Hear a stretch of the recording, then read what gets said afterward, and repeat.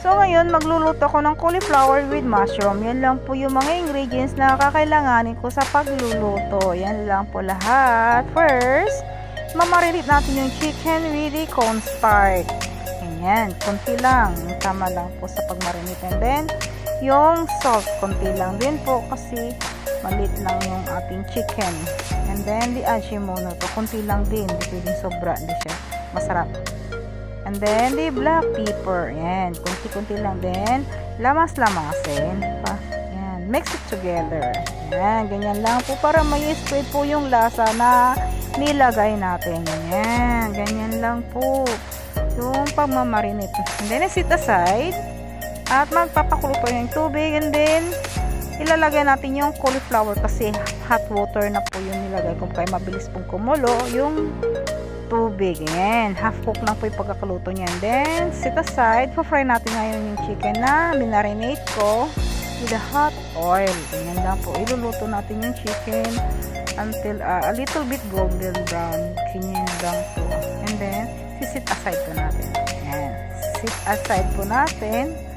And then, saute the onion and the garlic. Pinagsabay ko na po. Ayan. Hanggang magiging golden brown po ng konti. Lumabas yung bango niyan. Then, add the mushroom. Ayan. Saute. Mix it together para po may spread po yung lasa. Ganyan lang po yung aking style sa pagluluto. And then, add the carrots and the bell pepper. Ayan. Saute. Ayan. Mix it together. May gisa-gisa lang konti. And then, add natin lang kunting black pepper. Ganyan lang po. Ayan. Mix natin. Mekos na lang yan. Sabi nga nila. Then, add natin yung chicken. Ayan. Napakasimpleng. Add a little bit soy sauce. Ganyan lang po. Then, halo ulit. And then, a little bit Ajinomoto. Ayan. Di mawawala.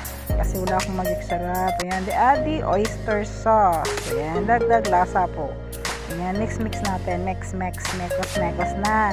And then, add the water. A little bit lang po. Yung tama lang po sa pagluto ng ating carrots. Kasi hindi pa syadong naluto. Ganyan lang. O, diba?